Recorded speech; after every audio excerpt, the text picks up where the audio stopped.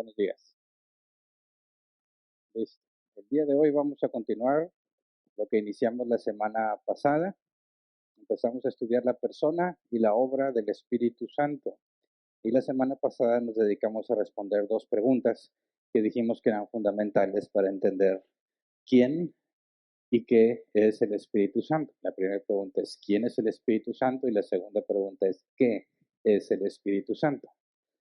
Comenté que la segunda pregunta está respondida en la primera, pero debido a que hay personas que afirman ser cristianos y al mismo tiempo niegan que el Espíritu Santo sea una persona o niegan que sea divino, que el Espíritu Santo sea Dios, era necesario preguntarnos qué es el Espíritu Santo, porque afirman que es una fuerza, que es un poder, que es un espíritu con E minúscula, lo que implicaría que sería un ser creado. Y dijimos que hay que saber qué creemos y por qué lo creemos. Respondimos a la primera pregunta, ¿quién es el Espíritu Santo? Dijimos, la mejor respuesta, concisa, la que resume lo que significa el Espíritu Santo, el concepto, la persona, la divinidad. La forma más simple de responder es decir, el Espíritu Santo es la tercera persona de la Trinidad. ¿Quién es el Espíritu Santo? La tercera persona de la Trinidad. ¿Qué es el Espíritu Santo? El Espíritu Santo es Dios. Y vimos la evidencia bíblica, tanto en el Antiguo Testamento como el Nuevo Testamento. En ambos testamentos el Espíritu Santo es reconocido como Dios. Tiene atributos de Dios. Es eterno, omnisciente, omnipresente, etc. Es distinto al Padre y distinto al Hijo. Tiene intelecto, voluntad y conciencia de sí mismo. Guía, habla, oye, intercede, enseña, hace recordar, siente, reparte, elige. Tiene emociones, sentimientos y se puede tener comunión con Él. Por lo tanto, la conclusión, partiendo de la evidencia bíblica, es que el Espíritu Santo no es una fuerza, no es una energía, no es algo creado. El Espíritu Santo es Dios. Y en ese mismo sentido, de saber qué creemos y por qué lo creemos, vamos a seguir estudiando el día de hoy sobre el Espíritu Santo y el nombre del tema es el otro Paracletos. El otro Paracletos. ¿Por qué? Porque no es el único. Ya lo habíamos estudiado hace unos meses y vamos a retomar, pero ahora enfocándonos en el Espíritu Santo. Cuando pasamos por esta parte de la Biblia, en Juan 14, estábamos estudiando la obra de Jesús, ¿verdad? Estábamos enfocados en la ascensión, lo que pasó antes del Calvario y lo que sucedería cuando Él ascendiera. Hoy vamos a repasar esos mismos pasajes, pero enfocándonos en el Espíritu Santo, para entender lo que la palabra paracletos, que es el original en griego, lo que significa, qué es lo que creemos con respecto a eso, por qué lo creemos, y hoy vamos a avanzar un poco más, cómo lo aplicamos. Entonces, antes de empezar a estudiar, como acostumbramos, vamos a orar así como estamos. Señor, te rogamos que por medio de tu Espíritu Santo nos abras el entendimiento y nos permitas comprender lo que dice tu palabra. Ayúdanos a ser honestos a la hora que estudiamos para que no usemos la escritura de manera que soporte o fundamente nuestras conclusiones, sino que nuestras conclusiones estén soportadas y salgan directamente de la escritura, Señor. No queremos encontrar versículos que apoyen lo que decimos, queremos decir lo que los versículos dicen. Por eso te rogamos que nos guíes, que sabemos que nos desviamos con facilidad. Como seres humanos, Señor, somos falibles, tenemos errores en todo lo que hacemos, pero podemos confiar en lo que dice tu palabra con respecto a tu Espíritu Santo, que nos guiará a toda verdad. Y es lo que pedimos el día de hoy, Señor, guíanos por medio de tu Espíritu Santo a la verdad. Te lo rogamos en el nombre de Jesús. Amén. Bien, vamos a empezar recordando lo que Jesús le dijo a sus discípulos en la última cena. Se considera que en Juan 14, 15 y 16 es el momento en el que más información nos da Jesús acerca del Espíritu Santo. Entonces, los discípulos estaban tristes, es la última cena, Jesús se está despidiendo de ellos. Y si vamos a Juan 14, versículo 15 al 17, dice, si ustedes me aman, obedecerán mis mandamientos.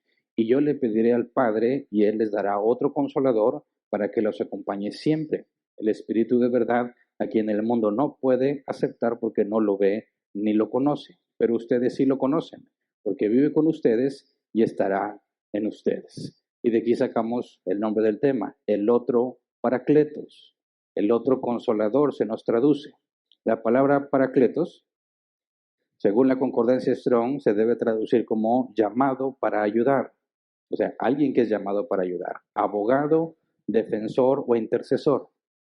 Helps, el diccionario Helps dice, un defensor legal que hace el juicio correcto porque está lo suficientemente cerca de la situación. No nada más como un defensor o alguien que se dedica a defender gente, ¿verdad? Pensando en un abogado, sino pensando en alguien que está muy cercano. Y a la hora que presenta defensa, lo hace por medio de conocimiento cercano, ¿verdad? Personal. No como alguien que está ajeno a ti, que le enteras de la situación para que te defienda, sino alguien que está contigo. Y según vi los distintos comentarios bíblicos, dicen que en aquellos tiempos había un abogado de la familia, así como a veces escuchamos que hay un doctor de familia, un doctor de cabecera. Yo no recuerdo jamás haber tenido un doctor de la familia. Me acuerdo de todas mis tías deseando que sus hijos estudiaran medicina para poder tenerlo, ¿verdad? Hay quienes no lo tienen en su propia casa, pero tienen a alguien muy cercano a ellos, un amigo, algún familiar quizás no tan lejano, que es el doctor de la familia. Siempre que pasa algo van con él y conoce a todos en la familia desde siempre. Entonces, cuando vas a consulta médica, tú tienes que darle todo el contexto al médico de cómo te sientes, si eres alérgico a tal cosa, cuál es tu historial médico, etcétera, para que pueda evaluar y hacer un buen juicio de lo que está pasando, ¿verdad? Contigo. Pero el médico de la familia ya sabe, te conoce desde siempre, ¿verdad? Le dices, me duele aquí, y te va a decir, otra vez te comiste 10 tacos, porque ya te conoce. No te va a preguntar contexto ni nada porque sabe cómo eres, ¿verdad? Bueno, en ese mismo aspecto hay abogados de la familia. Quizás en nuestra cultura no aplica mucho, a menos que uno de tus familiares sea abogado. Igual, siempre vas a acudir a él en cuestión de problemas. Pero el abogado de la familia, el concepto del paracletos, es alguien que siempre está ahí, te conoce, y el momento en que requieres ese tipo de defensa, está presente. Ese es el concepto del paracletos. Y dice Jesús que es otro, ¿verdad? El primer paracletos es Jesús. El segundo, el otro, es el Espíritu Santo. Específicamente Jesús dice el Espíritu de verdad. Y si Dios quiere hablaremos de eso la próxima semana. Así que no voy a meterme en este tema. Pero al dejar en claro que es otro Paracletos, tenemos una referencia muy buena para entender en la obra de Jesús lo que el Espíritu Santo hace. Porque si es el otro Paracletos y el primer Paracleto y el segundo estén cumpliendo la misma función, lo que veamos que hace el primero, sabemos que también lo hace el segundo. Dijo Jesús también, a quien el mundo no puede aceptar porque no lo ve ni lo conoce. El mundo no lo puede aceptar. La palabra ahí en griego es aceptar con iniciativa lo que se ofrece, hacer hincapié en la voluntad del receptor. O sea, la disposición de recibir algo que te dan.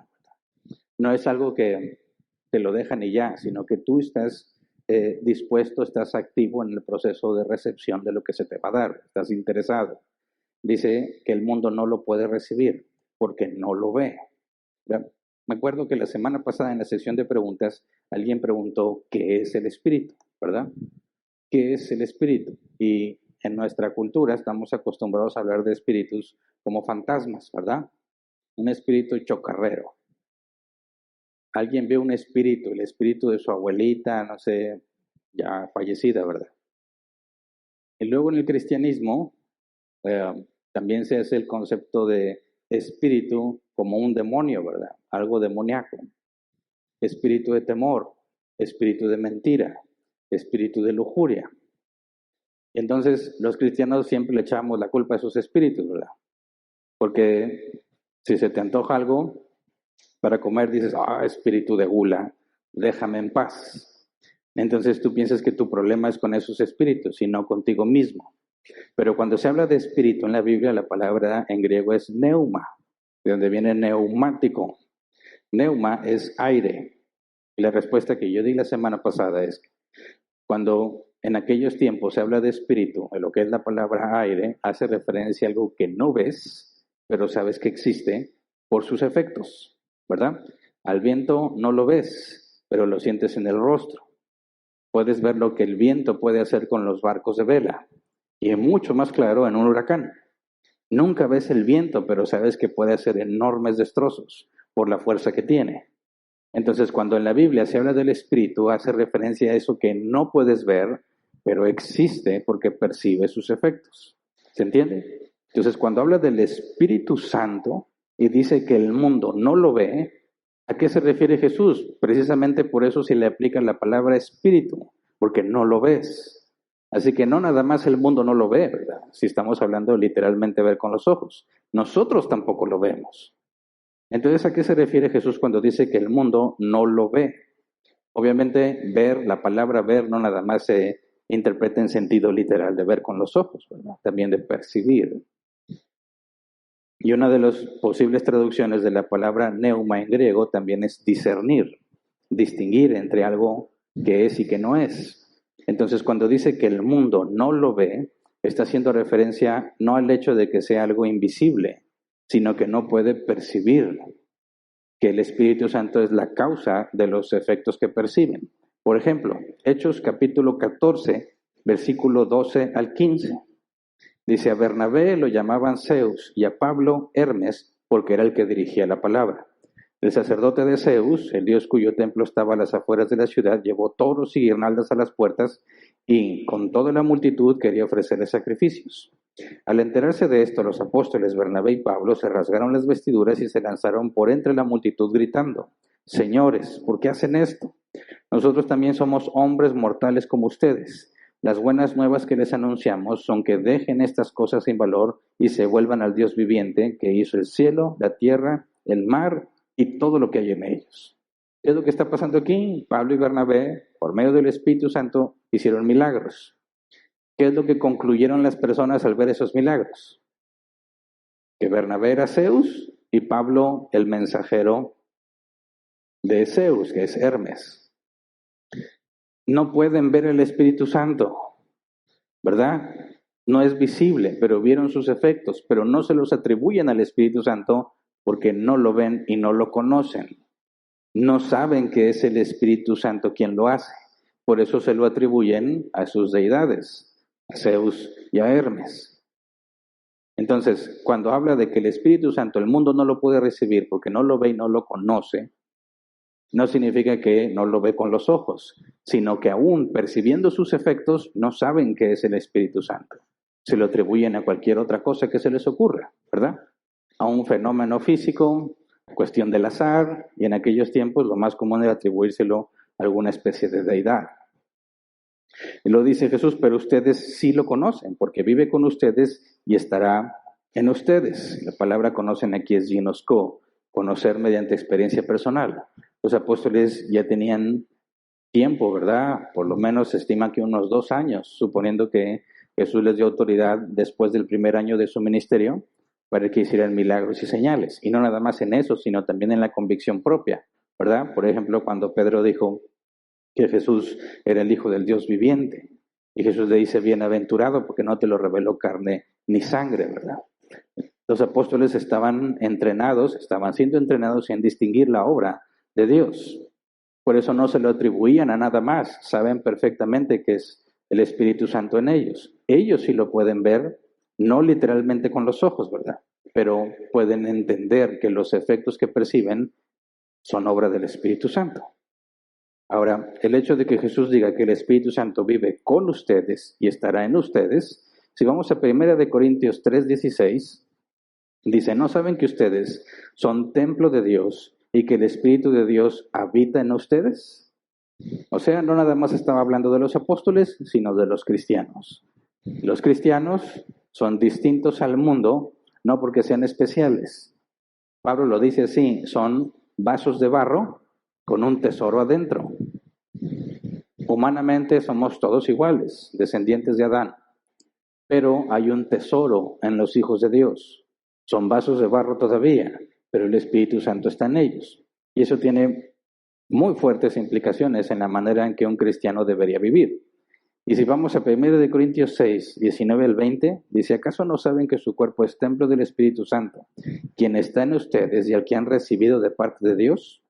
Ustedes no son sus propios dueños, fueron comprados por un precio. Por tanto, honren con su cuerpo a Dios. Otra referencia que el Espíritu Santo está en nosotros. Entonces, si yo soy nacido de nuevo, tengo el Espíritu Santo. Y tú, y tú, y tú, y tú. Por lo tanto, el Espíritu Santo, para que pueda estar en todos los que son hijos de Dios, se requiere de un atributo que solo Dios tiene. ¿Cuál es ese atributo? La omnipresencia. Estar todo Él en todas partes al mismo tiempo, ¿verdad? El Espíritu Santo debe ser omnipresente para poder estar en todos los hijos de Dios. Y la omnipresencia es un atributo exclusivo de Dios. Entonces, cuando nos dice que el Espíritu Santo es el otro Paracletos, en palabras de Jesús, es el Espíritu Santo quien toma el lugar y la función de Jesús para continuarla.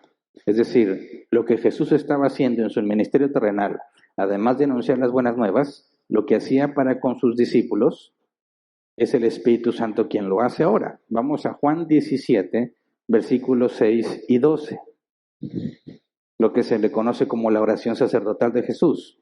Dice, a los que me diste del mundo les he revelado quién eres. Eran tuyos, tú me los diste y ellos han obedecido tu palabra. Ahora saben que todo lo que me has dado viene de ti, porque les he entregado las palabras que me diste y ellos las aceptaron. Saben con certeza que salí de ti y han creído que tú me enviaste. Ruego por ellos, no ruego por el mundo, sino por los que me has dado, porque son tuyos. Todo lo que yo tengo es tuyo y todo lo que tú tienes es mío y por medio de ellos he sido glorificado.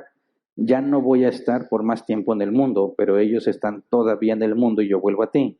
Padre Santo, protégelos con el poder de tu nombre, el nombre que me diste para que sean uno, lo mismo que nosotros.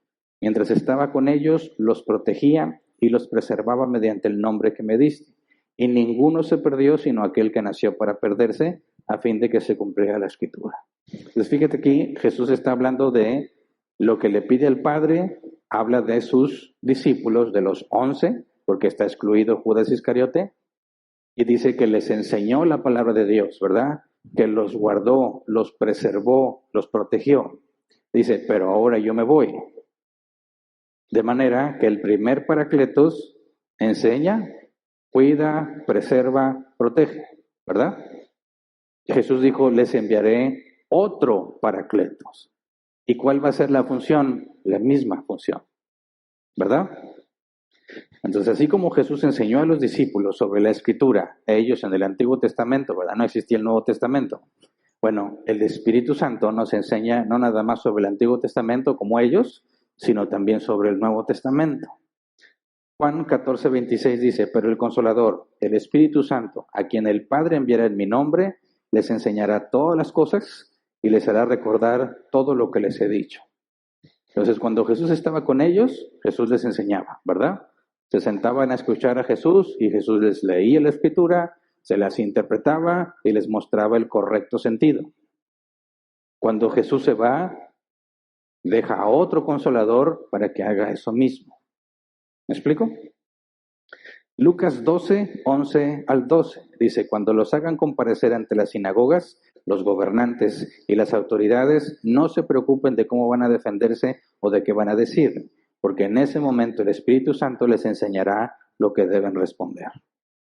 Entonces, así como cuando ellos andaban con Jesús a todas partes y cuestionaban a Jesús o los cuestionaban a ellos, Jesús daba respuesta, ¿verdad? Jesús se enfrentó a todos los que querían ponerle trampas, a los saduceos, a los maestros de la ley, a los del sacerdocio, a las autoridades del templo, etcétera, etcétera.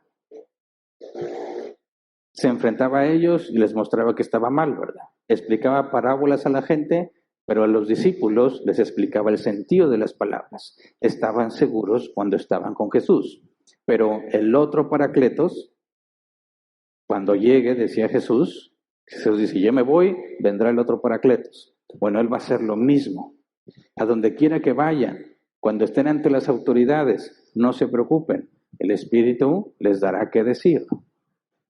Pero siempre que hable de este pasaje tengo que hacer esta observación y advertencia.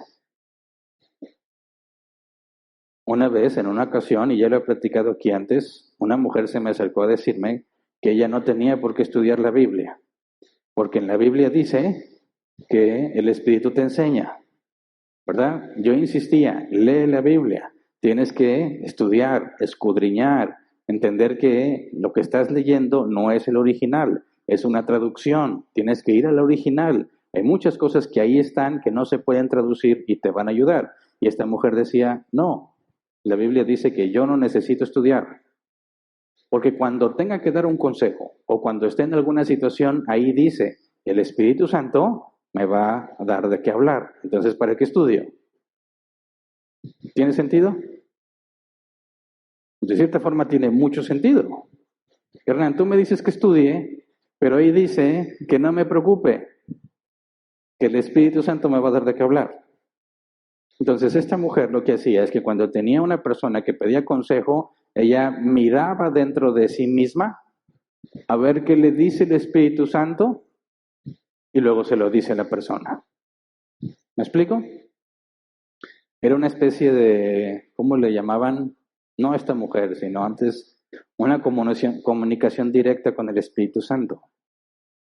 Y les he hablado que a mí me apantallaban mucho con eso. Estaba el predicador hablando y de repente decía, se quedaba quieto, no hablaba y decía, ok, Señor, sí, ya entendí. Y lo decía, voy a cambiar el tema, el Espíritu Santo me acaba de decir que hable de esto. Eso a mí me asombraba muchísimo. Decía, ¿cómo le hacen? Bueno, son unos farsantes, eso es lo que estaba pasando.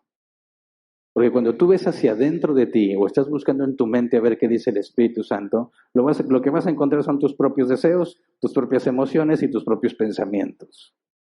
Por eso el tema del Espíritu de la verdad, que si Dios lo permite, lo veremos la próxima semana, nos va a ayudar a entender ese problema con mucha facilidad. Pero el punto es, cuando te dice la Escritura que el Espíritu Santo te va a dar de qué hablar, no significa que va a haber palabras que jamás habías escuchado, conceptos que jamás habías entendido para que des una explicación. Porque el apóstol Pedro afirma que tenemos que estar preparados para dar razón de nuestra esperanza. Es decir, tienes que estudiar, tienes que entender. Pero es tanto lo que hay que estudiar como cuando te preparas para un examen difícil. Vas a entrar a la preparatoria, vas a entrar a la universidad y te ponen examen de todo. ¿Qué va a venir en el examen? ¿Quién sabe? Pero vas a tener que estudiar muchísimo para poder estar preparado para lo que sea que te vayan a preguntar. ¿Cuándo crees tú que vas a poder acabar de estudiar la Biblia? Nunca. Entonces, de toda la información que hay en la Biblia, ¿qué tanta conoces tú? Y luego, ¿cómo podrías anticiparte que un día te van a cuestionar de algo? Es imposible. Por eso no me preocupo. Porque si yo estudio y escudriño, cuando venga la hora, el Espíritu Santo me hará recordar lo que Jesús dijo. ¿Me explico? No significa que te va a poner la información y tú no tienes que estudiar, sino que eso que ya tienes, que ya estudiaste y analizaste, te lo va a recordar para que lo puedas decir. ¿Se entiende? Entonces, cuando hablamos del Espíritu Santo como alguien que te guía, que te enseña, no estamos hablando de algo sobrenatural que va a pasar en tu mente. Va a pasar cuando te pongas a leer, cuando te pongas a estudiar. En ese momento te va a ayudar a entender. Y hay cosas que tú no vas a entender solo. Por eso Dios estableció maestros como ministerio.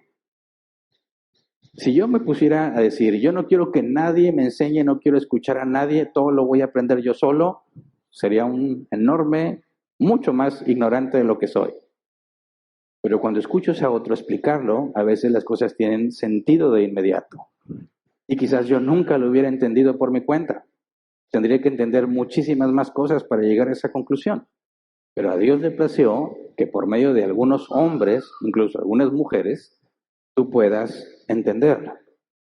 De manera que cuando el Espíritu Santo te hace entender y te ayuda, no estamos hablando de un acto que es una obra sola del Espíritu Santo, porque la santidad es sinergia, es obra de nosotros y de Dios en nosotros.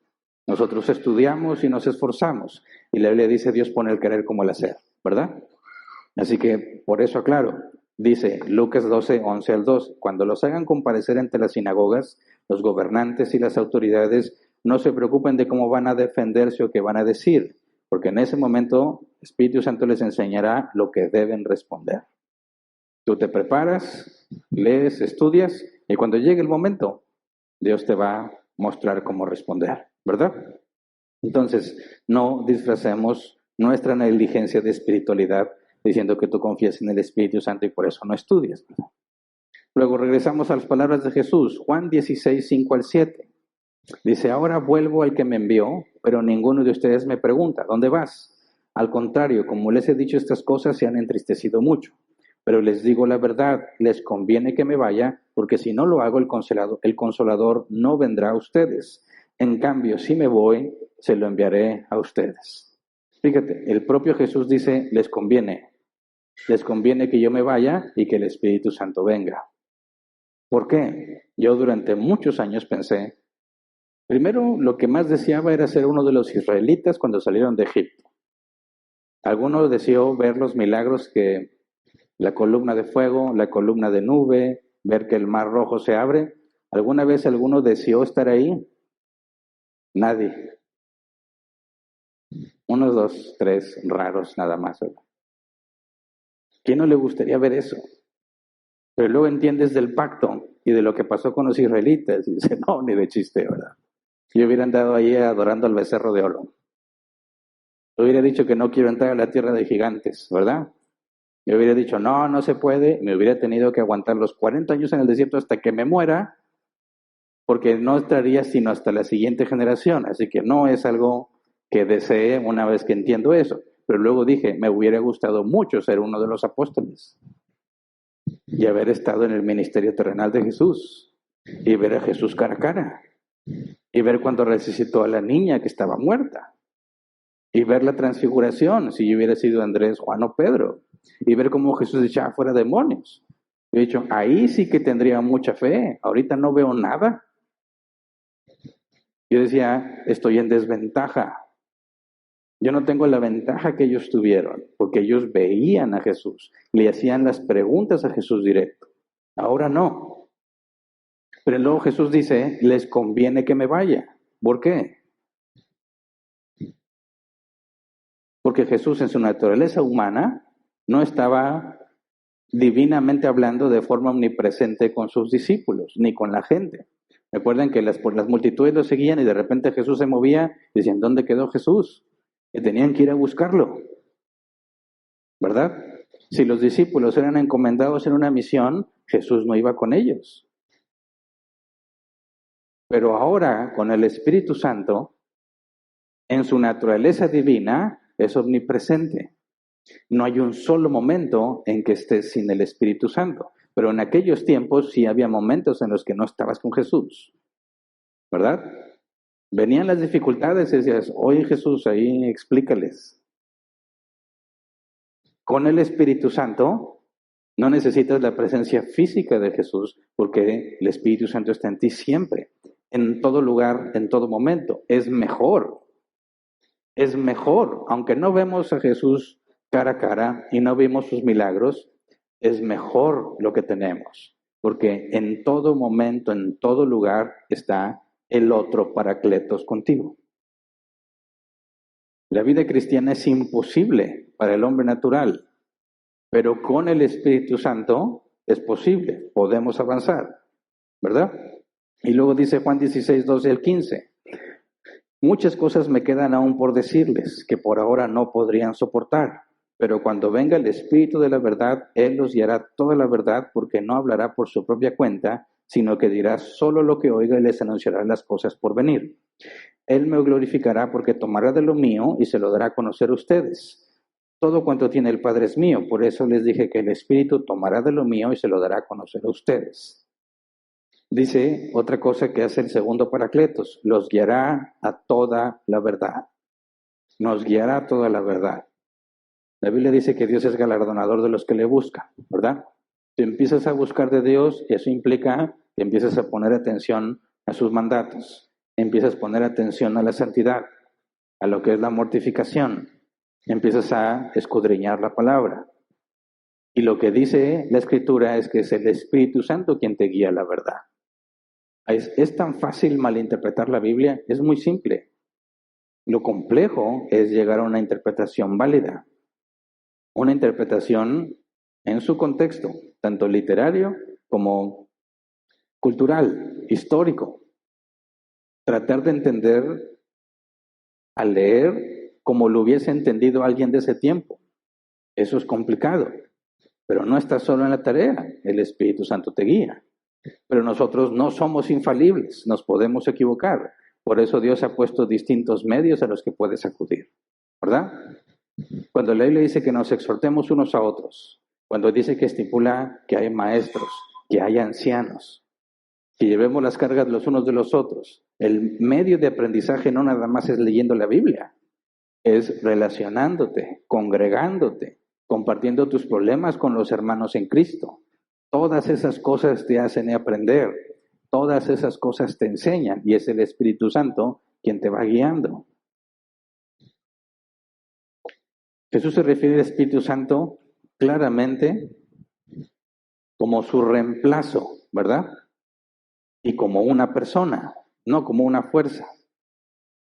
Entonces, cuando vemos que Jesús les dice en el Pentecostés que recibirían poder de lo alto, hablaba específicamente de los dones sobrenaturales para hacer milagros, pero el Espíritu Santo ya está en el creyente aunque no esté haciendo milagros, ¿verdad? Trabajando con él internamente, transformándolo. Por eso, si entendemos la manera en que Jesús describe el Espíritu Santo, tenemos que replantear la manera en que entendemos las cosas. Tenemos que entender la manera en que el Espíritu Santo está obrando en los cristianos. Y creo que es ahí donde tenemos el mayor problema. Porque si tú lo ves, partiendo de estos textos, el cristiano nunca está solo. Nunca está solo. Y a veces tenemos conflictos para entender lo que eso implica, ¿verdad? Queremos ver, queremos sentir, y a veces no vemos y no sentimos. Por consecuencia pensamos que Dios no está con nosotros. Entonces, tenemos planes que queremos hacer. Trazamos, según nosotros, el plan perfecto para llegar. Confiamos que Dios nos va a apoyar y el plan no funciona y te va mal. No te sientes feliz, no te sientes contento, no te sientes satisfecho ni realizado. Los problemas te hacen sentir frustrado, agobiado, desesperado. Y pensamos, Dios no está conmigo. Por alguna razón Dios me abandonó. ¿Por qué? Porque quieres ver que las cosas están bien para pensar que Dios está contigo. Porque quieres sentirte bien para pensar que Dios está contigo.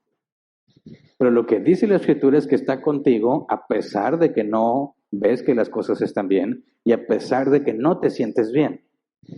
Y ese creo, en mi experiencia, que también lo vivo, es el mayor problema de los cristianos para entender la obra del Espíritu Santo. Y a fuerza queremos ver o sentir. Pensamos que somos tan sabios que nuestro plan es perfecto y que si nuestro plan no se está cumpliendo como nosotros lo planeamos, entonces Dios no me está ayudando. Como si Dios no tuviera un mejor plan, ¿verdad? Como si Dios dijera, tu plan es malísimo, hermano. Lo vamos a cambiar. Me lo cambio, digo, Dios, ¿por qué me deja solo? Porque estoy tan convencido de que mi plan es el mejor que pienso que Dios ya no está conmigo. Por eso muchas veces nos enfrentamos a situaciones que nos hacen sentir mucho temor. Una de las cosas que Jesús más dijo, una de las órdenes que Jesús más dio es no teman o no tengan miedo. ¿Por qué? ¿Por qué crees que lo dijo tantas veces? Porque es muy fácil tener miedo. Es lo más natural. Le tenemos miedo a la incertidumbre. Le tenemos miedo a lo que nos imaginamos que va a pasar. Pero todo está en tu imaginación porque todavía no pasa. ¿Me explico? Entonces, vamos por ejemplo a Lucas 12, 6 al 7. Dice Jesús, ¿no se venden 5 gorriones por 2 moneditas? Sin embargo, Dios no se olvida de ninguno de ellos. Asimismo sucede con ustedes. Aún los cabellos de su cabeza están contados. No tengan miedo. Ustedes valen más que muchos gorriones. Cuando nos falta el dinero, cuando nos falta la salud, cuando nos falta el trabajo, nos da miedo. Eso es natural. Pero Jesús dice, no tengas miedo. ¿Por qué? ¿A qué se refiere? Cuando los cristianos buscamos evidencia de que Dios está con nosotros, lamentablemente tendemos a ver dentro de nosotros para saber cómo me siento y cómo creo que van las cosas. Entonces, si me siento bien, me siento seguro, me siento confiado, digo, Dios está conmigo. Cuando me siento temeroso, desesperado y angustiado, pienso, Dios me abandonó. Eso es lo más natural. Pero Jesús ordena, no tengas miedo. Es una orden, no es una sugerencia. Por eso, todo cristiano que se entrega al temor, peca. ¿Por qué? Porque es una orden directa. No tengas miedo. Y de aquí surgen muchas preguntas. Y me parece que porque no entendemos bien lo que el Espíritu Santo hace en nosotros. Para empezar, ¿alguien puede evitar la emoción del miedo? No, no se puede a menos que hayas tenido una deficiencia en tu cerebro, porque hay personas que nunca experimentan el miedo, pero no como una habilidad, sino como un serio problema. Porque si no fuese por el miedo, hace mucho estarías muerto, ¿verdad? Cuando vas a cruzar la calle y apenas estás aprendiendo a cruzar la calle, el miedo te mantiene con vida, ¿verdad? Y cuando ya estás bien confiado en que sabes cruzar la calle y te dan un sustote de que ya mero te atropellan, eso te hace más consciente que debes ver a ambos lados, ¿verdad? Si no fuese por el miedo, te aventarías del techo de la casa sin problema. Ese es el problema que sufren las personas que no pueden experimentar miedo. No los pueden dejar solos en ningún momento, porque no tienen ese temor esencial que preserva la vida. Me acuerdo mucho de mi hijo cuando estaba chiquitito. Íbamos a las albercas y a él no le daba miedo el agua. Decíamos, qué padre, no le tiene miedo al agua, va a aprender a nadar rápido. Hasta que nos dimos cuenta que si lo dejabas caminar solo y ve agua, se aventaba. Y no le daba miedo. Lo sumergías y no le daba miedo. Tenía como 4 años. Y decíamos, eso no es para nada bueno. ¿Qué otra cosa no le va a dar miedo? Lo va a andar haciendo. No va a haber un freno natural que le evite el peligro porque no le tiene miedo. Decimos, se nos va a ahogar. Va a haber agua y se va a aventar porque no le tiene miedo. Así que la emoción del miedo es necesaria. Pero Jesús dice, no tengas miedo. ¿A qué se refiere? No a que evites la emoción, sino a que no te dejes dominar por el miedo. Porque cuando el miedo te domina, te paraliza. ¿Verdad? El miedo es necesario, ok. Es una emoción necesaria para preservarnos. Pero cuando te entregas al miedo, estás pecando. ¿Por qué? Porque esa es la instrucción. No tengas miedo. ¿Por qué no debo tener miedo si las cosas están muy feas? Porque el Paracletos, el otro, está contigo. ¿Me explico? No estás solo. Recuerda lo que significa Paracletos. Alguien que es llamado de cerca. Eso es lo que la palabra griega significa literalmente. Y en el contexto es el abogado de la familia. Te metes en un problema legal, tengo un abogado, vámonos. Pero dices, no conozco a ningún abogado y no tengo dinero, qué problemota. Pero tener un abogado cerca cuando algo pasa, qué bien. Y más si es el abogado de la familia, porque no lo tengo que pagar ya, me puede esperar si no tengo dinero. Fíjate bien, cuando hablamos del cristianismo, el mundo está lleno de temores, ¿verdad? Eso hay que dejarlo muy claro. En el mundo luchan con la ansiedad. Me ha tocado ver casos en lo laboral de personas que están lidiando con la ansiedad. Y es muy feo. Se paralizan, no quieren hacer nada y están así como trabados. ¿Qué te pasa? Es que es un ataque de ansiedad. Pero ansioso, ¿por qué? Porque no sé qué va a pasar con el proyecto. Lo vamos a arreglar, no te preocupes por el proyecto. Vamos a trabajar en el proyecto, no te adelantes, todavía no sabes qué va a pasar. No, es que no sé qué va a pasar el otro año. No sé qué va a pasar si me corren del trabajo. No sé qué va a pasar si mi novia me deja. Y están ansiosos y preocupados y temerosos por lo que va a pasar. Lo entiendo, es el mundo, están solos. ¿verdad? Pero los cristianos no pueden comportarse así. ¿Por qué? Porque no están solos. No están solos. La pregunta es, ¿por qué el cristiano se porta así? Yo también lo he experimentado. No le estoy hablando como algo que me cuenta nada más. Por supuesto que lo he experimentado. Y tengo que ponerme a pensar, ¿por qué? Y fíjate bien, he llegado a una conclusión que no sé si aplique para todos. Pero todos aquellos que empezamos la vida cristiana con doctrina errada, nuestra percepción de quién es el Espíritu Santo no es sana y no es correcta. Y a veces es imperceptible ese error. Por ejemplo, hay una canción que cantaba en iglesias de doctrina equivocada. Es una canción que se oye muy espiritual, me gustaba mucho, pero hace mucho daño. No sé cantar, así que no la voy a cantar. ¿Para qué hago el ridículo? Pero me sé parte de la canción. Hablaba de un cristiano que le pide al Espíritu Santo que lo sumerja. Sumérgeme en el río de tu espíritu. Y parte de la letra decía, luché como un soldado y a veces sufrí. Y aunque la lucha he ganado, mi armadura he desgastado, vengo a ti. Qué bonito. Yo así me sentía. Iba a la iglesia y decía, ya, estuve toda la semana en lucha, en guerra, vengo golpeado, fracasado, necesito que Dios me restaure. Y yo sentía que me edificaba mucho esa canción, lloraba cuando cantaba esa canción. Pero está completamente mal. Y distorsionó mi comprensión del Espíritu Santo. ¿Por qué? No sé si puedes ver el error. Fíjate bien, luché como un soldado y a veces sufrí, y aunque la lucha he ganado, mi armadura es desgastado. Vengo a ti. ¿Qué implica? Se fue a la guerra solo, ¿verdad?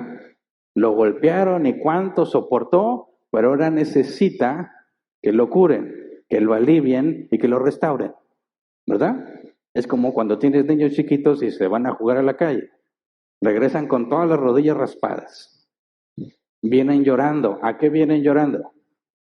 A que los consueles, les limpien las heridas y se sanen, ¿verdad? Y eso es lo que pensamos que pasa con nosotros y Dios. Muchos piensan que están aquí en la reunión y dicen, estoy con Dios, estoy llenándome de las cosas de Dios y me voy a luchar.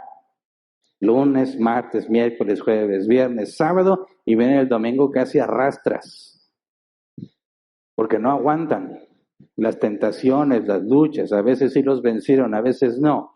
Llegaron a creer en su mente que estuvieron solos toda la semana y aquí vienen a encontrarse con Dios. Y eso es mentira. Es mentira. Porque nunca estuviste solo. Nunca. ¿Me explico? Entonces, no comprendemos. Pensamos que vengo a orar y el Señor, fallé, me caí, no pude, ya no aguanto, no puedo más, me hicieron esto, me dijeron lo otro, ayúdame. Porque crees de alguna manera que lo estás enterando de lo que sucedió cuando estuvo contigo en todo ese proceso. ¿Se entiende? Entonces, fíjate bien el razonamiento. Te pasa algo malo y dices, ¿qué voy a hacer? ¿Qué voy a hacer? Un accidente, un choque, necesitas gastar dinero que no tienes y te viene la pregunta de inmediato, ¿cómo le voy a hacer? Y te empiezas a preocupar. Y si no consigo esto, se va a complicar más. Si tomo esto que tengo, luego ¿qué voy a comer? Hombre, y apenas va empezando la quincena. ¿Cómo le voy a hacer para llegar hasta el día 15 o para llegar hasta el día 30? Y estás pensando, ¿cómo lo voy a hacer? Partes de que estás solo. Sí, es tu responsabilidad, ¿verdad? Pero la pregunta no es cómo lo voy a hacer, porque eso estarías haciendo de lado toda la teología bíblica. La pregunta correcta es, ¿qué es lo que Dios quiere hacer? No cómo le voy a hacer, ¿qué es lo que Dios quiere hacer? ¿A qué me refiero? A que Dios está en control de todas las cosas y está contigo justo en ese momento. Y si eso pasó, fue porque es de acuerdo a su soberana voluntad, de manera que Él tiene un plan con eso que pasó. Y yo estoy siendo un espectador de los planes de Dios. Y Él sabe perfectamente que no tengo ese dinero. Él sabe perfectamente que es principio de quincena. Él sabe perfectamente que no tengo ni el tiempo ni la energía para enfrentarme a eso. Y aún así lo permitió. Entonces la pregunta no es qué voy a hacer o cómo le voy a hacer. La pregunta es qué es lo que Dios quiere hacer. Empezando conmigo. ¿Qué es lo que Dios quiere hacer conmigo? Porque no estoy solo. Él está ahí y planeó todo eso para mi bien. La pregunta no es si lo podré resolver. La pregunta es, ¿qué quiere Dios que aprenda en esto? Porque su propio Jesús dijo, si a las aves les da alimento y a las flores del campo las viste de esa manera, ¿cuánto más a ustedes? ¿Se entiende? Entonces el enfoque es completamente diferente. Nos pasa una tragedia y no pensamos, ¿qué voy a hacer ahora? Tengo que ir a pedirle a Dios que me ayude. Eso es pura ignorancia. ¿Verdad? Es, Dios, no me esperaba esto. ¿Qué tengo que aprender con esto? La Biblia dice que en cada tentación hay una salida, ¿verdad? En cada dificultad hay un propósito para bien. Entonces la pregunta no es si lo voy a resolver, la pregunta es qué es lo que Dios quiere hacer. Y es totalmente diferente, totalmente diferente. Te lleva a enfrentar las cosas de una manera completamente diferente. No de una forma desesperanzada, sino poniendo atención. Si Dios permitió eso y Él sabe que no tengo los medios, entonces definió un camino que tengo que encontrar, pero no me abandona. Y para eso hay un ejemplo muy importante, me parece, en el caso de Esteban, que si no le damos este enfoque pasa completamente desapercibido. Vamos a Hechos 7, 54 al 60. Hechos 7, 54 al 60. Contexto, Esteban está haciendo la obra de Dios, ¿verdad? Lo atrapan, le hacen falsas acusaciones, lo llevan ante las autoridades, ante todo el consejo, como en el caso de Jesús. Lo que quieren es deshacerse de Esteban. No soportan lo que Esteban hace, porque Dios estaba haciendo milagros por medio de Esteban. Así que Esteban es llevado a juicio, se escuchan sus acusaciones y llega el momento en que él presenta su defensa, su testimonio, que dice de sí mismo. Y de eso se trata todo el capítulo 7. Leamos el versículo 54. Después de que Esteban da su testimonio, dice, al oír esto, rechinando los dientes, montaron en cólera contra él. Pero Esteban, lleno del Espíritu Santo, fijó la mirada en el cielo y vio la gloria de Dios y a Jesús de pie a la derecha de Dios. Veo el cielo abierto, exclamó, y al Hijo del Hombre de pie a la derecha de Dios. Entonces ellos, gritando a voz en cuello, se taparon los oídos y todos a una se abalanzaron sobre él. Lo sacaron a empellones fuera de la ciudad y comenzaron a apedrearlo. Los acusadores le encargaron sus mantos a un joven llamado Saulo. Mientras lo apedreaban, Esteban oraba. Señor Jesús, decía, recibe mi espíritu. Luego cayó de rodillas y gritó, Señor, no les tomes en cuenta este pecado. Cuando hubo dicho esto, murió. Fíjate bien, Esteban está siendo apedreado legalmente, ¿verdad? No era una turba descontrolada, sí, estaban muy enojados, pero estaba en un juicio. Al permitir que sea apedreado, y la evidencia es que Saulo, quien es Pablo, ¿verdad? El apóstol Pablo, acepta cuidar las capas o las túnicas de los que van a apedrear a Esteban como señal de aprobación. Esto es justo y es legal. Recuerden que el Sanedrín, el consejo, representaba a Dios, como en los tiempos de los israelitas, Moisés y los 70 ancianos representaban a Dios. Entonces, para todos los judíos que estaban ahí, el veredicto había sido la pena de muerte y consideraban que era aprobado por Dios porque el Sanedrín lo estaba dando fe y legalidad a la pena de muerte aplicada a Esteban, ¿verdad? Ahora notemos, lo primero que nos dice de Esteban en ese momento es Esteban lleno del Espíritu Santo. En ese momento en que lo están apedreando, está lleno del Espíritu Santo. ¿Qué implica que alguien esté lleno del Espíritu Santo? Pedro, en alguna ocasión habló lleno del Espíritu Santo. Pablo, en distintas ocasiones, habló lleno del Espíritu Santo. Ahora Esteban está lleno del Espíritu Santo. ¿Qué significa eso de que está lleno? Todos tenemos el Espíritu Santo, pero algunos hablan llenos del Espíritu Santo. ¿Qué significa eso? no significa que tú tienes poquito Espíritu Santo y otros tienen más que tú, porque es divino. La omnipresencia no es que cada quien tengamos un cachito, un pedacito del Espíritu Santo. Eso no sería la omnipresencia. La omnipresencia es que todo Él está en todas partes al mismo tiempo.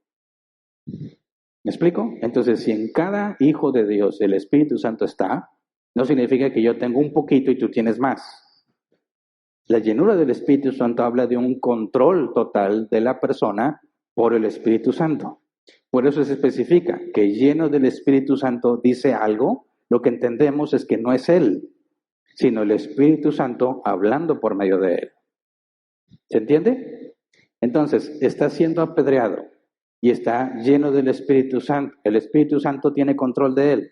¿Por qué? Fíjate bien, no sé si alguna vez te has preguntado, ¿cómo reaccionarías ante una situación donde tu vida corre peligro y te puedes librar si niegas a Jesús y el cristianismo? ¿Lo negarías? Yo sé que todos como Pedro vamos a decir, no, Señor, nunca te negaré, ¿verdad? Y ya ven cómo le fue a Pedro. Pero hace tiempo, quizás ya algunos años, hubo una masacre en un colegio donde uno de los tiradores era parte de la escuela, era miembro de la escuela, y no sé si sea real tal cual lo contaron, pero decían que este muchacho se acercó a una chica que él sabía que era cristiana y empezó a maltratar a las personas y le dijo a ella, si niegas a Jesús te dejo con vida. Y la chica no lo negó y la mató en ese momento. Ponte en su lugar, ¿qué harías? Honestamente, tu vida está en peligro. ¿Cuál sería el momento más vulnerable para ti para permanecer firme? Cuando las cosas van bien, cuando las cosas están tan mal que te van a quitar la vida.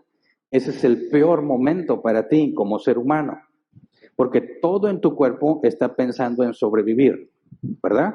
La adrenalina, el temor, todo. ¿Quién ha estado en una situación peligrosa sale de esa situación porque pudo reaccionar a tiempo y luego siente como todo su cuerpo se le debilita cuando se acaba la adrenalina? La adrenalina te hace hacer muchas cosas, ¿verdad? Te salva de muchos peligros. Estás en una situación muy difícil, fuiste atropellado, atropellan a una persona y la persona se pone de pie y se quita del camino. Y dicen, no le pasó nada. No, ¿cómo no? Pero tiene la adrenalina a todo lo que da y se mueve, pero quizás trae las piernas quebradas. Pero tu cerebro no te avisa. Busca que te pongas a salvo y luego te dice, ay, por cierto, ahí te va el dolor de tus piernas quebradas. Piensa, estás viendo cómo están matando a los demás y sigues tú. Tienes todo en tu contra para permanecer firme, ¿verdad? Todo tu ser va a buscar sobrevivir. Esteban está siendo apedreado. ¿Y qué es lo que Dios hace con él? ¿Le evita ser apedreado? No, lo llena de su espíritu. ¿Para qué? Para que permanezca firme. Y no solo eso, porque dice, vio la gloria de Dios y a Jesús de pie a la derecha de Dios. El otro Paracletos, el Espíritu Santo, está ahí, llenándolo de su espíritu, ¿verdad? Tomando control de él. Y dice, veo la gloria de Dios y a Jesús a la diestra, pero no sentado como se supone que debe estar, ¿verdad? Porque la palabra dice que está sentado a la diestra del Padre, porque Él es el juez de todos los hombres. Dice que el Padre le dio todo el juicio al Hijo, ¿verdad? Pero no vio a Jesús sentado. ¿Cómo lo vio? De pie. ¿Qué significa eso? Está en un juicio, Esteban, ¿verdad? Cuando tú estás en un juicio y estás dando tu defensa, el juez está sentado. ¿Quién es el único que está de pie? Tu abogado, el abogado defensor. Cuando Esteban está viendo a Jesús de pie, ¿qué es lo que Esteban entiende? El primer Paracletos está en mi defensa. El segundo Paracletos lo tiene lleno de su presencia para que permanezca firme por lo que está sucediendo. Su vida va a terminar, hasta ahí llegaron sus días. Eso es lo que la Biblia dice. Dios ha definido un día. Ningún hombre lo puede rebasar, nadie se puede adelantar. Y en ese día, en el que más débil va a estar sintiendo todo lo que hacen a su cuerpo material, Dios lo llena con su Espíritu Santo y le muestra a Jesús como su abogado. Pero Jesús es el juez, ¿verdad? ¿Qué se sentirá? Que vayas a un juicio y tu abogado al mismo tiempo es el juez. ¿Vas a ganar o vas a perder? Lo tienes ganado. No tienes que convencer al juez. El abogado defensor no tiene que convencer al juez ni a los testigos. Tu abogado defensor es el juez y está a tu favor. ¿Se entiende? ¿Por qué la visión a Esteban? Porque Esteban dice, veo al Hijo de pie a la derecha de Dios. Esteban no está concentrado en las pedradas que recibe. Está siendo sostenido por Dios y se le muestra, ahí está Jesús, ahí está el Espíritu Santo, ahí está la gloria del Padre. No se quedó solo. No iba a llegar después, pues me mataron, Jesús. No, ahí estuvo, sostenido. ¿Por qué los cristianos se angustian? ¿Por qué? ¿Por qué te dejas dominar por el miedo? Es absurdo. Es incoherente, ilógico. ¿Se entiende? Es pecado. Olvidar por completo quién es el primer Paracletos y quién es el otro Paracletos. Y decir, necesito que alguien me ayude porque no sé qué va a pasar conmigo mañana. Por supuesto que nadie sabemos qué va a pasar mañana, pero confío en el otro Paracletos, que nunca me abandona, que me protege, me preserva. Eso no significa que no te va a pasar nada malo. Esteban está siendo preservado y protegido, no de las pedradas. ¿De qué? De su propia naturaleza pecaminosa. Por eso está lleno del Espíritu. ¿Se entiende? ¿Cuándo te quejas de Dios? ¿Cuando las cosas van bien o cuando las cosas van mal? Cuando las cosas están mal. Y cuando más mal están, más te quejas, ¿sí o no?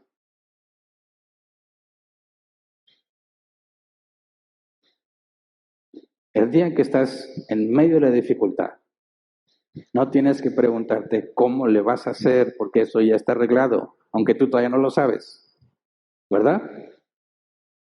¿Qué es lo que Dios quiere con esta situación? ¿Qué es lo que tengo que hacer? No para resolver el problema, sino para permanecer fiel en medio del problema. Todo obra para bien, dice la Escritura. Entonces, mi problema en esa situación difícil soy yo, mi incredulidad, mis ganas de reclamar, mi deseo de quejarme, mi sentimiento de injusticia, que es absurdo. Ese es el problema. Y acudo a Dios para decirle, Señor, enséñame, como dijo Job al principio, enséñame a recibir lo bueno de ti y también lo malo. El otro Paracletos nunca nos abandona. No importa cuán complicada sea la situación, siempre está ahí. El problema es que te portas como el mundo. Nos portamos como el mundo y no lo vemos. No lo vemos. Puedes ver sus efectos, pero dices, no sé qué está pasando, fue pura suerte, diosidencias. Pero es el Espíritu Santo haciendo las cosas. Romanos 8, 31 al 35. ¿Qué diremos frente a esto? Si Dios está de nuestra parte, ¿quién puede estar en contra nuestra? El que no escatimó a su propio Hijo, sino que lo entregó por todos nosotros, ¿cómo no habrá de darnos generosamente junto con Él todas las cosas? ¿Quién acusará a los que Dios ha escogido? Dios es el que justifica. ¿Quién condenará? Cristo Jesús es el que murió e incluso resucitó y está a la derecha de Dios e intercede por nosotros. ¿Qué diremos frente a esto? Si Dios está de nuestra parte, ¿quién puede estar en contra nuestra? Versículo 38 y 39, pues estoy convencido de que ni la muerte, ni la vida, ni los ángeles, ni los demonios, ni lo presente, ni lo porvenir, ni los poderes, ni lo alto, ni lo profundo, ni cosa alguna en toda la creación podrá apartarnos del amor que Dios nos ha manifestado en Cristo Jesús, nuestro Señor. Eso es lo que debemos tener en mente en medio de la situación difícil. Y claro que tengo que pensar cómo lo voy a solucionar, pero no desde la perspectiva de que estoy solo, sino sabiendo que todo eso fue diseñado con una razón específica y yo tengo que encontrarla.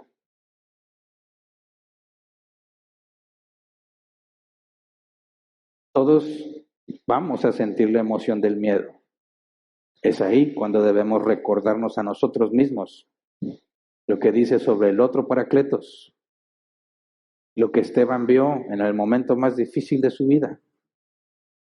Y no solo lo va a hacer con Esteban. ¿Qué pasó con todos los mártires en la historia? ¿Cómo fue que permanecieron fiel mientras los leones los devoraban? ¿Cómo? Si nosotros hace mucho calor y nos quejamos, nos falta agua y nos quejamos, ¿qué se sentirá ver como un león te arranca el brazo? Ver cómo un león se come a tu hijo. ¿Cómo permanecían fieles? Por el Espíritu Santo, que te protege y te preserva. No preservarte del daño físico, te preserva en la fe. ¿Se entiende? Ser cristiano requiere mucho valor. La paz que el cristiano tiene no consiste en decir, a mí no me va a pasar. No, la paz del cristiano es, cuando pase, no voy a estar solo. Aunque ande en valle de sombra de muerte, no temeré mal alguno. Nos van a pasar cosas feas, desagradables, dolorosas. Todo lo que Dios haya ordenado y le haya placido para hacernos entender.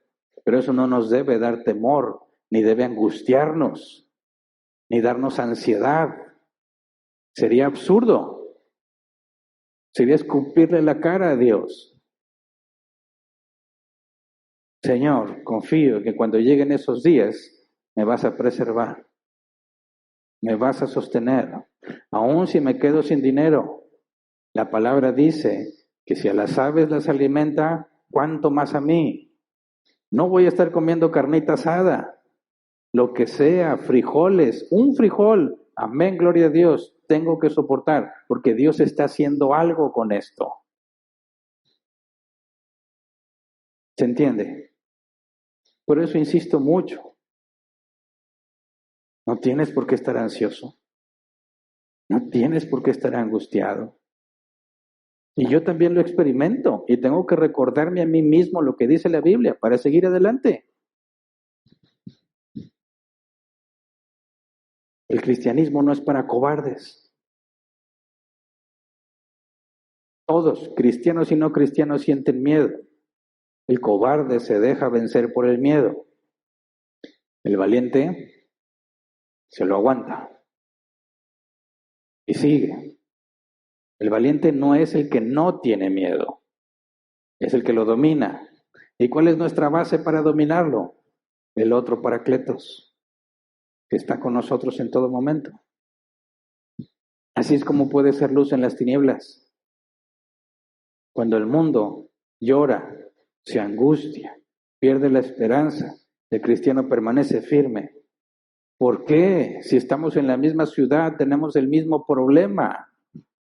Porque no estoy solo.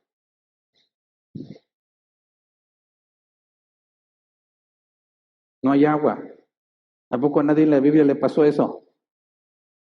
¿Qué pasó con Abraham y con Isaac cuando les quitaban los pozos? Hacían otro. ¿Qué tan difícil es encontrar agua en esa zona desértica? Debe ser muy difícil. ¿Cómo es que podían hacer otro pozo? ¿A poco en la primera? Agarraban la rama esa y... Aquí, no, tenían que seguir intentando e intentando e intentando y encontraban agua. ¿Por qué no dejas de intentar? Porque mi tarea es seguir adelante. Dios es el que va a proveer los medios. Las aves son alimentadas por Dios, pero todos los días salen a buscar comida. Lo mismo nosotros. Haz la parte que te corresponde. Confía en Él. Espera en Él. Ahora algunos me han preguntado, ¿qué pasa si yo tengo una condición médica y yo estoy ansioso no porque yo quiera, sino porque así estoy, así es mi cuerpo? Bueno, te puedo responder con otro caso.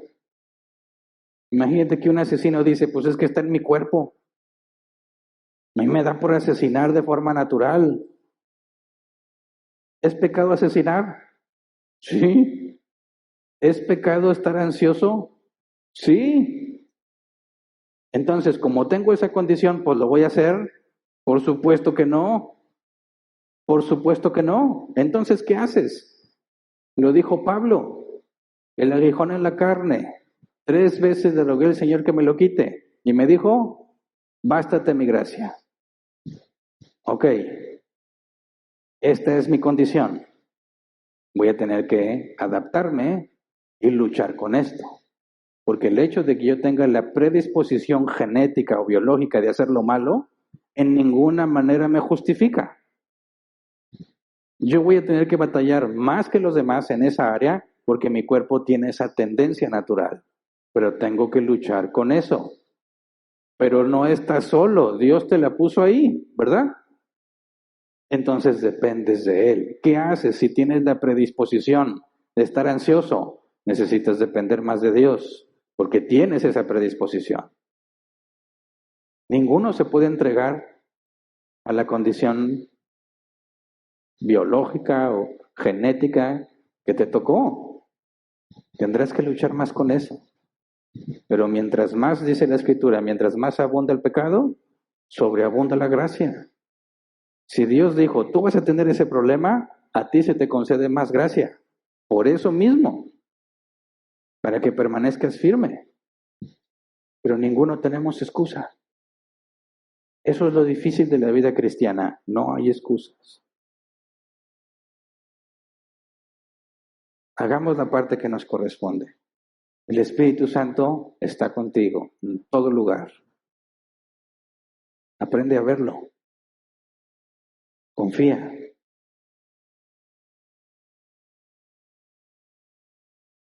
Si Dios lo permite, veremos por qué dice la Escritura que no contristen al Espíritu Santo.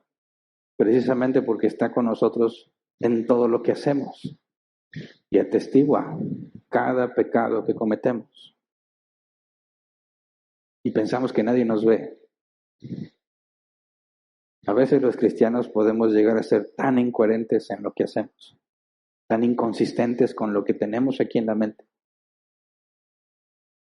Hay que luchar con eso. Así que vamos a ponernos de pie y vamos a orar.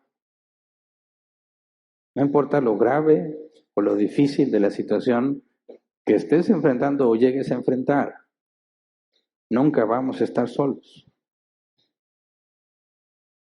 Cuando más débil estés, más gracia se te va a conceder. Tú concéntrate en permanecer firme, en recordarte a ti mismo que dice la Escritura. Lo demás está arreglado. Busquemos aprender de lo que Dios hace en nuestras vidas, en lugar de quejarnos, en lugar de preguntar por qué. Pregúntate, ¿qué es lo que voy a aprender? Busca las alternativas. El juez es tu abogado. Confiemos en Dios. Así que vamos a orar, Señor. Queremos pedirte primero perdón, porque muchas veces nos comportamos igual que el mundo. Perdemos la esperanza, perdemos las fuerzas ante el problema, nuestras rodillas flaquean porque no sabemos qué hacer y nos olvidamos completamente de ti y de tu obra en nosotros. Señor, perdónanos porque hemos vivido como si no estuvieras con nosotros. pensando en que enfrentamos al mundo solos y acudimos contigo solos y no podemos. Somos necios, Señor. Tu palabra es clara, pero no prestamos atención. Somos, como describiste a tus discípulos, torpes y tardos para oír. Ten misericordia de nosotros, Señor, y cambia nuestra manera de pensar. Permítenos ver, Señor, que en todo momento estás, en todo momento haces, en todo momento permites o evitas, Señor, en nuestra vida todo aquello que no es bueno de acuerdo a tu criterio. Ayúdanos a adaptar nuestro criterio al tuyo. Ayúdanos, Señor, a comprender que aunque ahorita en este instante no podamos comprender por qué permitiste las cosas, conforme pase el tiempo lo vamos a entender, Señor. Ayúdanos a descansar en ti, a soltar nuestras cargas. Ayúdanos, Padre, a esperar en ti. Enséñanos a hacer lo que nos corresponde y en lo demás a descansar en ti. Enséñanos, Padre, a tener ecuanimidad, tener templanza, aún en medio de los problemas, por más difíciles que sean. Ayúdanos a estar agradecidos con el día de hoy. Si hoy no tengo salud, Señor, yo sé que tú tienes el poder de restaurarla cuando quieras. Si hoy no tengo dinero, Señor, yo sé que tú eres el dueño de todo el oro y la plata. Si hoy tengo dificultades, Señor, enséñame, ayúdame a recordar que estás conmigo en todo ese proceso, que para ti en un instante puedes cambiar todas las cosas, en un instante me puedes sanar, en un instante me puedes proveer del dinero que necesito, en un instante puedes quitarme conflictos y enemigos. Pero si has decidido no hacerlo, Señor, es porque tienes buenas razones para hacerlo así. Ayúdame, Señor, a ver las cosas como tú las ves, a confiar y a depender de ti, Señor. Que nuestros planes siempre digamos, como dice tu palabra, si Dios quiere haremos esto, si Dios quiere haremos aquello. Ayúdanos a que estés siempre presente en nuestras vidas, en nuestras decisiones. Que todo lo podamos ver desde la perspectiva, Señor, de que tú estás con nosotros y tú estás haciendo tu obra en nosotros. Ayúdanos, Padre, a tener la comunión que necesitamos contigo, a acudir a orar, no para informarte, sino para pedirte, Señor, que nuestros deseos, por muy profundos que sean, no se cumplan si no es tu voluntad. Cámbianos para que deseemos lo que tú deseas y aborrezcamos lo que tú aborreces. Ayúdanos, Señor, a depender de ti cuando las cosas están bien, cuando las cosas están mal. Ayúdanos, Señor, a saber que somos parte de tu plan. No somos el centro de tus planes, somos una parte, conectado con muchas otras cosas, Señor, en todos tus deseos y con todos tus hijos, Señor. Somos parte, a veces demasiado pequeña, dentro de un enorme plan que estás ejecutando, que muchas veces será imposible entender por qué lo estás haciendo. Pero te conocemos. Si lo permites, tienes buenas razones para permitirlo. Ayúdanos a esperar en ti. Abre nuestro entendimiento, Señor, y permítenos entender tu Espíritu Santo es el segundo Paracletos. Entender que nos preserva, nos guarda, nos enseña, nos guía y aplicarlo cuando estamos en las dificultades o en los tiempos de abundancia. Saber que siempre estás con nosotros, Señor, y podemos confiar en ti. Gracias de antemano, en el nombre de Jesús. Amén. Pueden sentarse. Pasemos a la sesión de preguntas.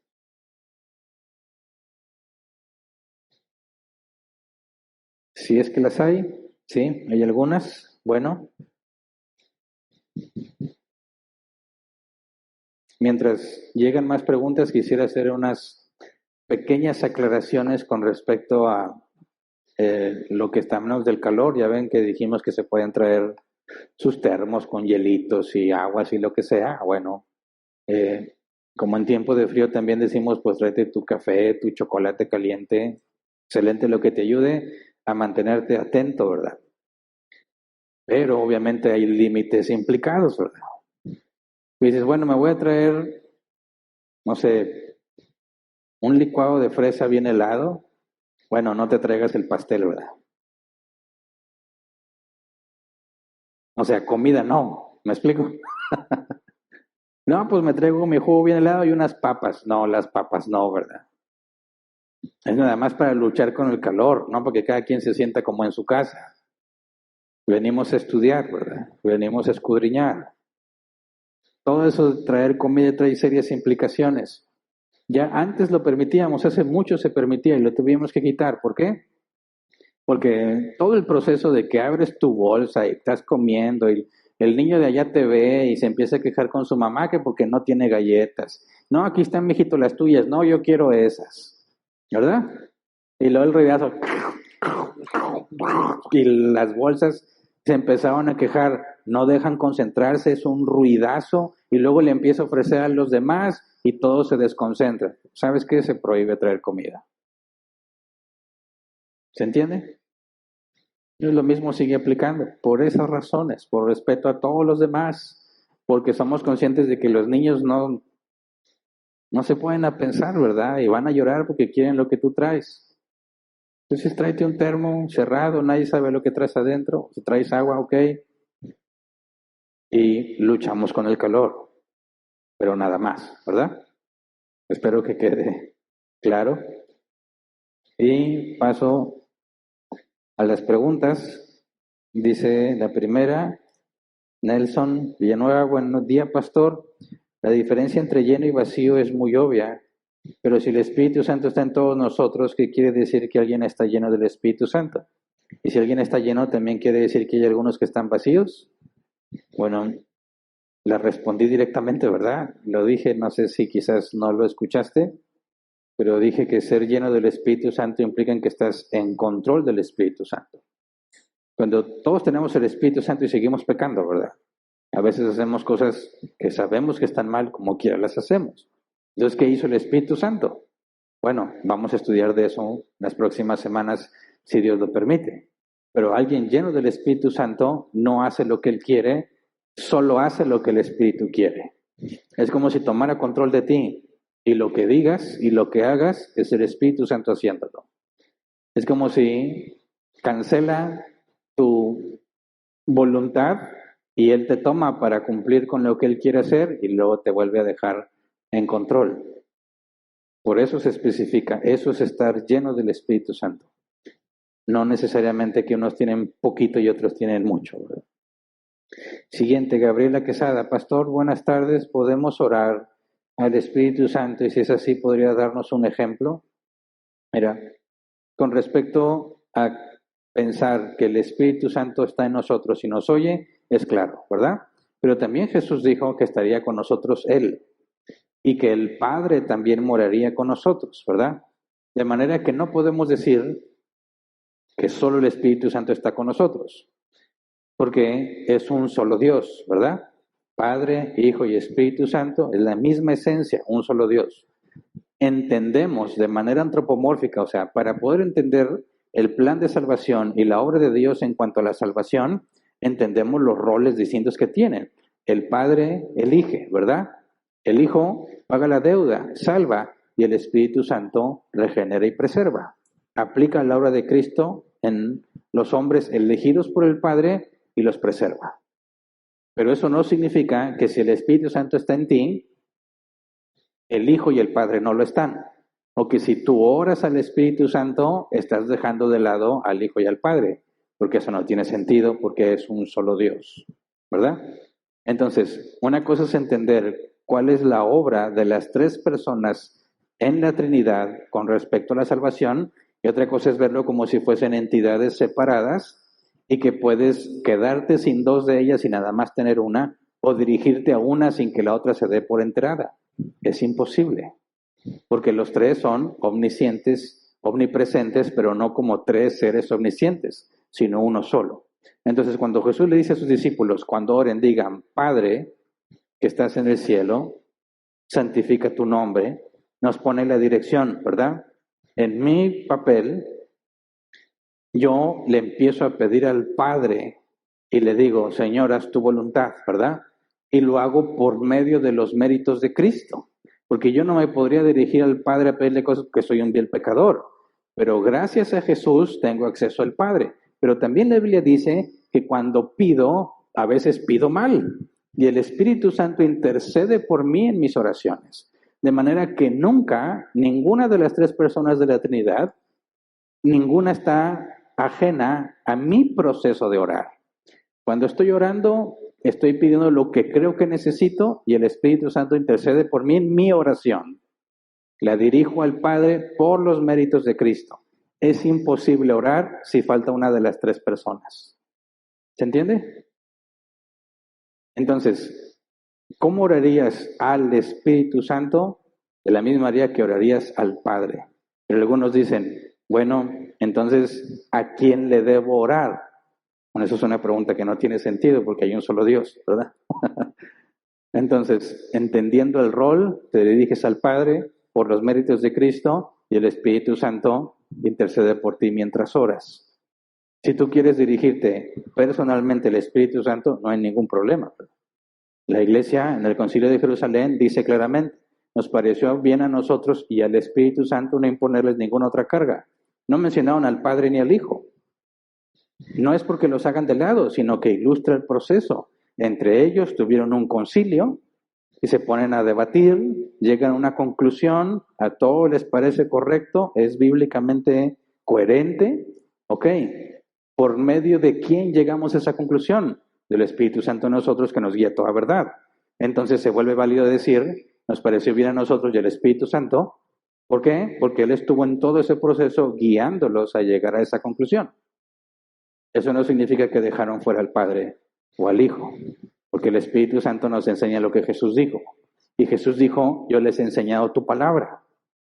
Todo está conectado y relacionado, ¿verdad? Espero que te ayude a entender con más claridad ese asunto. Siguiente, Karina, dice, si alguien entiende las Escrituras, quiere decir que tenemos el Espíritu Santo, y si es así, porque siempre fallamos al grado de siempre estar dudando. ¿Qué pasa ahí? Bueno, el hecho de comprender las Escrituras no necesariamente es señal de tener el Espíritu Santo. Jesús lo dijo claramente con respecto a los maestros de la ley y los fariseos. Les dijo que cuando se sienten ellos a enseñar a Moisés, hagan lo que ellos dicen. Pero Jesús les dice, pero no hagan lo que ellos hacen. Jesús les dijo que eran hipócritas, raza de víboras, sepulcros blanqueados. Pero dijo, cuando enseñen sobre Moisés, hagan lo que les dicen, pero no hagan lo que ellos hacen.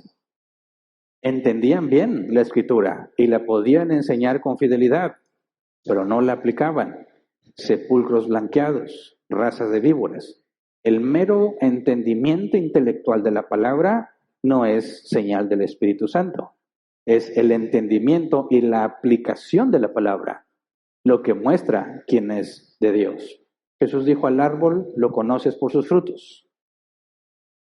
Entonces, no nada más es lo que sé, es cómo vivo de acuerdo a lo que sé.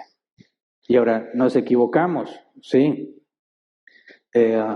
¿Por qué nos equivocamos? La respuesta es simple, porque te escoges a ti mismo antes que Dios.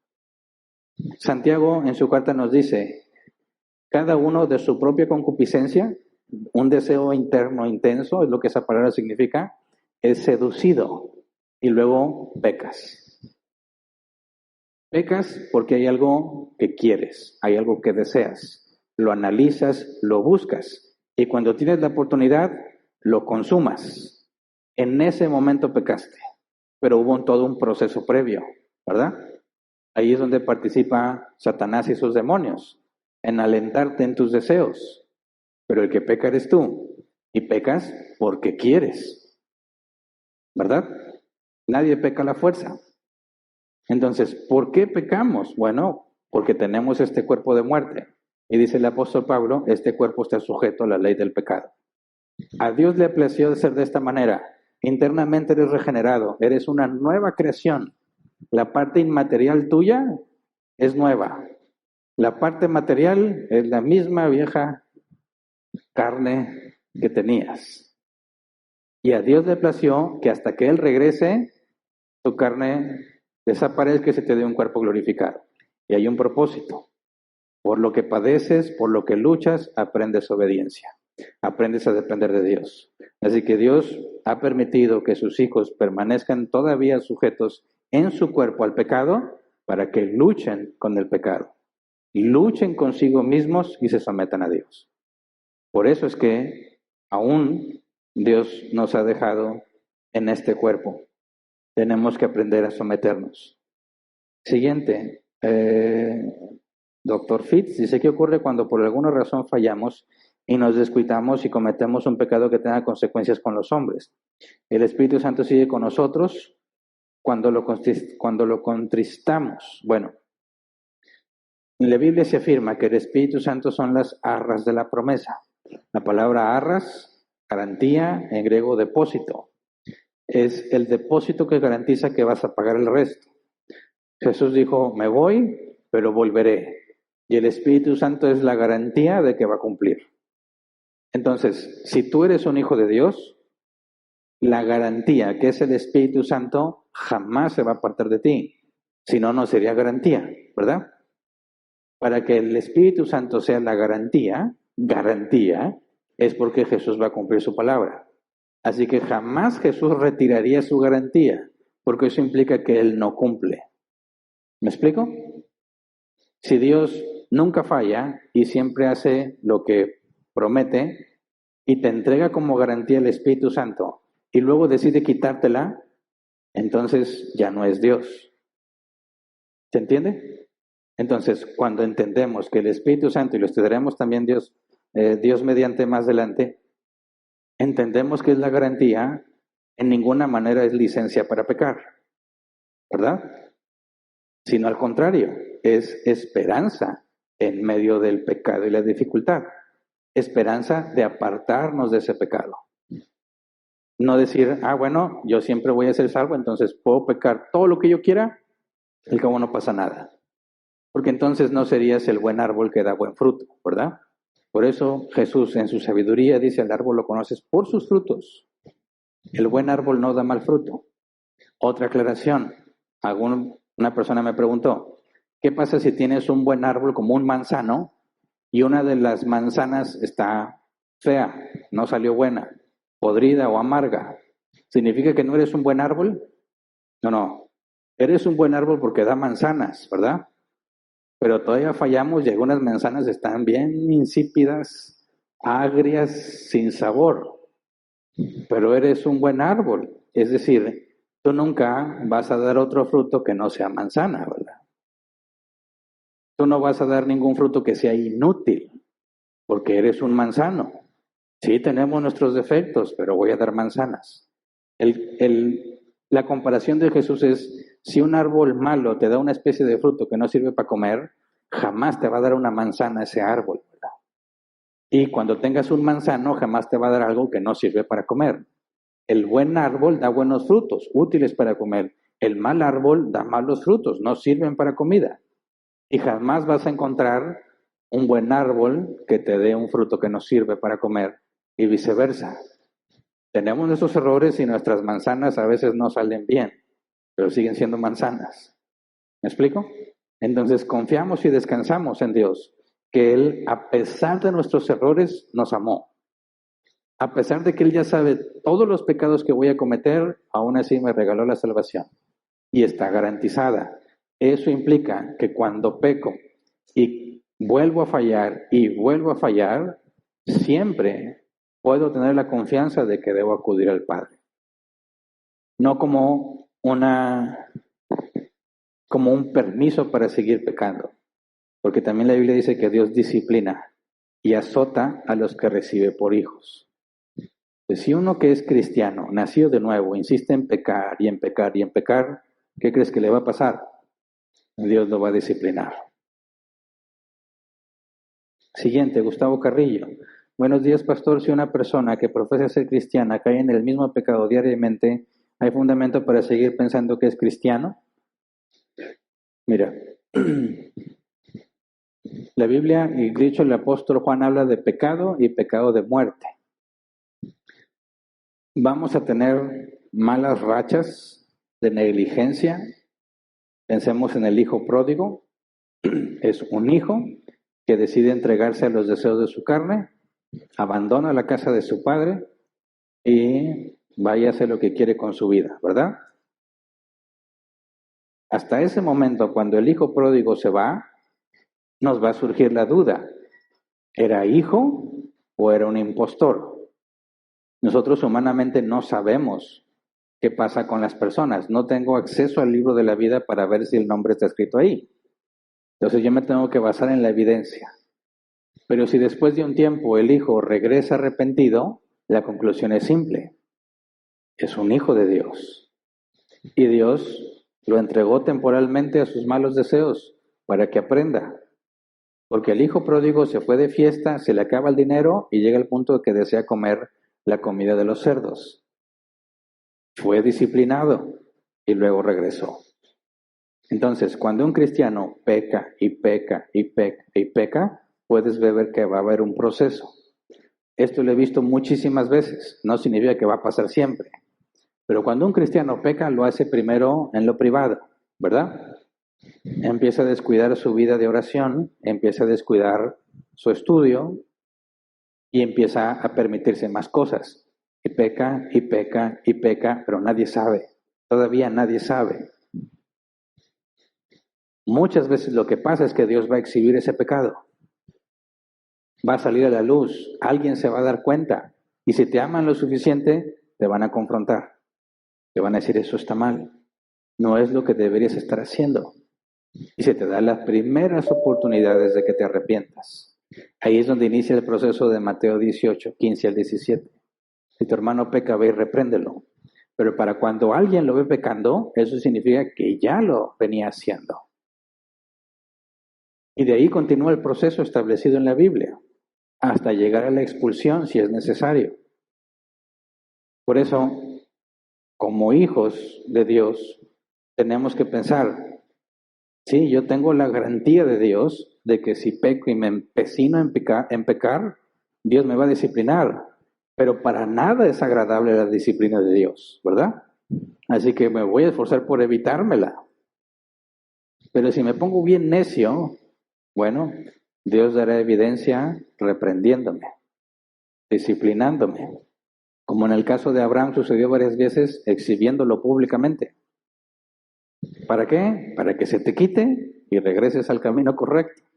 Y Dios no falla. Dios no intenta disciplinarte. Es súper efectivo. A veces donde más te duele, ahí es donde Dios dice, toma, azote, vara, porque eres hijo. Lo peor que te puede pasar es que Dios te diga, haz lo que quieras. Eso es lo peor que le puede pasar a un ser humano, que Dios te diga lo que tú quieras. Por eso en medio de nuestras debilidades hay que esforzarnos, hay que retomar las cosas simples, los medios de la gracia común, orar, escudriñar, lo despreciamos como cosas que a veces no sirven y no tienes idea del enorme poder que tiene sobre nosotros. Lo sabes hasta que dejas de hacerlo, pero cuando lo retomas, te vas a dar cuenta cómo tu vida empieza a tomar orden, el orden que habías perdido. Y se acabó el tiempo, ¿verdad? Ok, bueno. ¿Hay algún aviso en línea? ¿No? Bien, entonces terminamos por hoy. Despedimos la transmisión. Si Dios quiere, continuamos la próxima semana estudiando. Y recuerden que ya mero viene el campamento, lo digo antes de salir de la transmisión. Se les va a dar información ahorita con más detalles sobre el campamento. Nos han informado que va a haber personas foráneas de otros países que van a venir al campamento. Nos da mucho gusto que los podamos llegar a conocer, los vamos a recibir con los brazos abiertos. Entonces, ahí viene el calor otra vez, y a donde vamos a ir, ahí hay alberca. Entonces, nos la vamos a pasar, créeme, muy bien.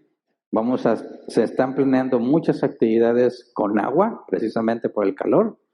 Así que si alguien dice, va a ser mucho calor, no te preocupes, nos la vamos a pasar mojados casi todo el día. Entonces, a los que estén interesados, si vienen de fuera, como algunos ya lo han hecho, por favor avisen.